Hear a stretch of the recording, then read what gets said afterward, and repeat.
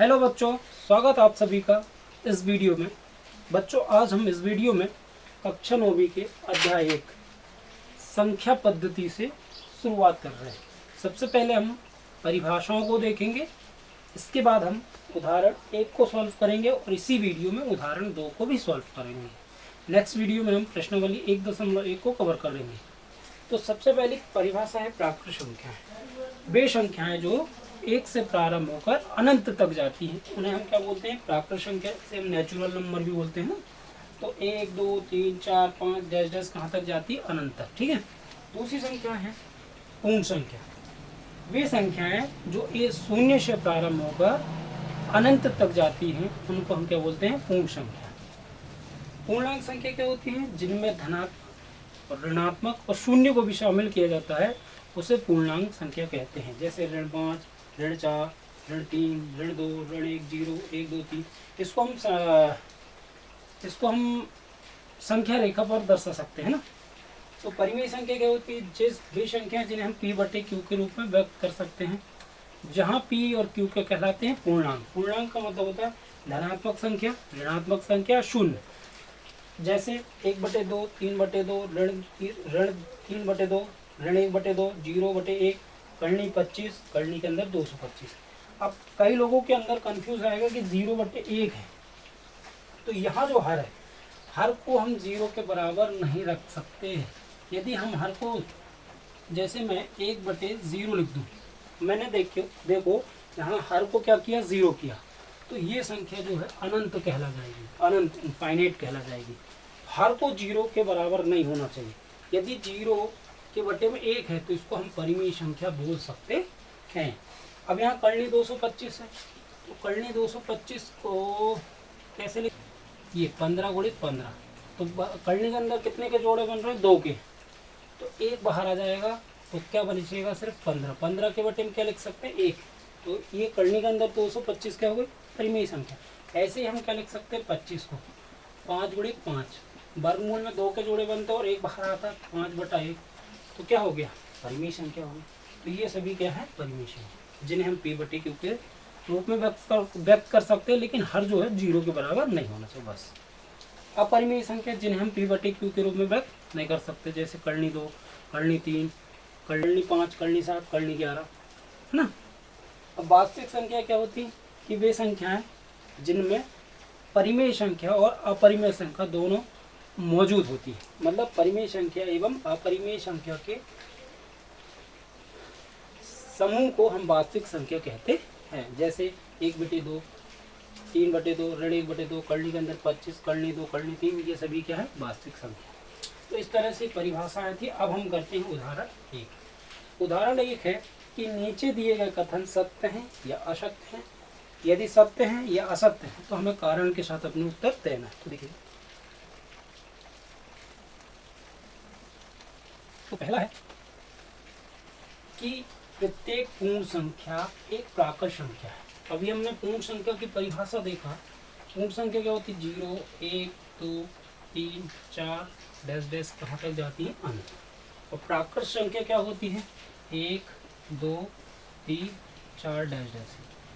अब यहाँ पे हम एक चीज देखते हैं, पूर्ण संख्या में शून्य शामिल है, लेकिन प्राकृत संख्या में शून्य शामिल है। तो जितनी भी पूर्ण संख्या है वो प्राकृत संख्या है नहीं, क्योंकि प्राकृत संख्या 1 से, पूर्ण संख्या 0 से चालू हो रही।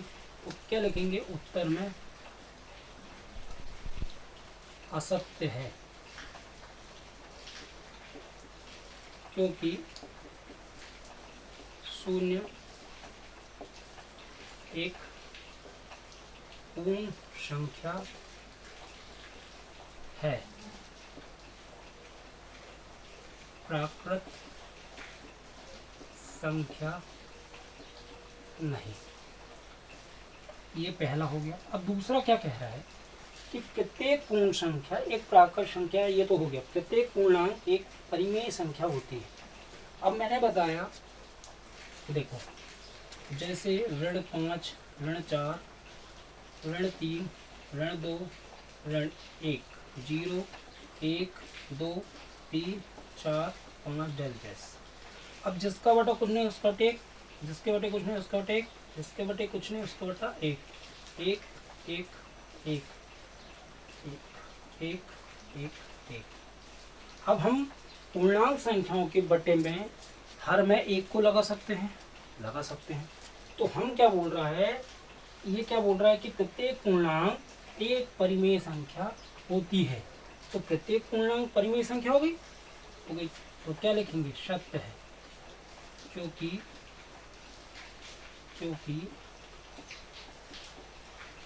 प्रत्येक पूर्णांक m को हम m/1 के रूप में व्यक्त कर सकते हैं। इस तरह से ये हो गया दूसरा। अब हमारा है तीसरा, प्रत्येक परिमेय संख्या एक पूर्णांक होती है। तो प्रत्येक परिमेय संख्या जैसे 1/2, ऋण 1/2, 0/1।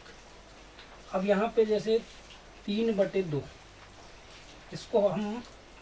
इसको देखते हैं। अब यहाँ पे ये परिमेय संख्या है। क्या है ये? परिमेय संख्या। क्या ये आपको पूर्णांक दिख रही? नहीं। पूर्णांक क्या होती हैं कि वे संख्याएं जिनमें धनात्मक, ऋणात्मक और शून्य भी मौजूद होता है, उनको हम पूर्णांक कहते हैं। लेकिन 1/2 परिमेय है, ये पूर्णांक नहीं। क्या हो जाएगा? असत्य है। क्योंकि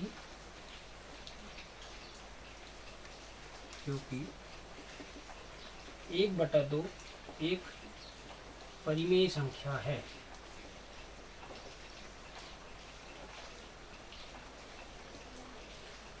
पूर्णांक नहीं। इस तरह से हमारी उदाहरण पहले की ये आंसर होगा।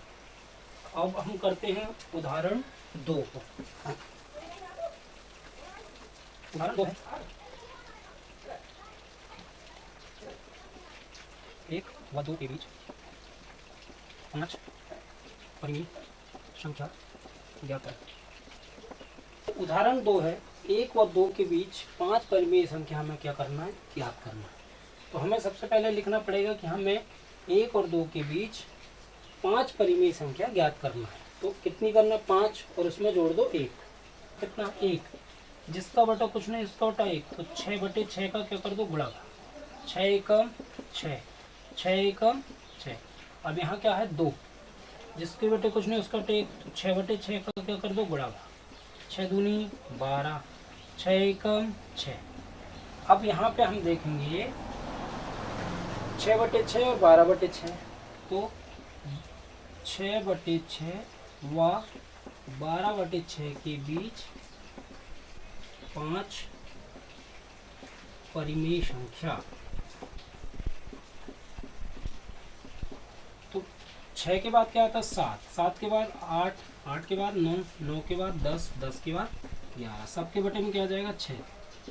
सबके बटे में 6, सबके बटे। तो आंसर में क्या लिखोगे? 7/6, 8/6, 9/6, 10/6 और 11/6। अब कई हमने उदाहरण 2 को हल किया। अब हम नेक्स्ट वीडियो में प्रश्नावली 1.1 को कवर करेंगे। तो मिलते हैं नेक्स्ट वीडियो में। Thank you.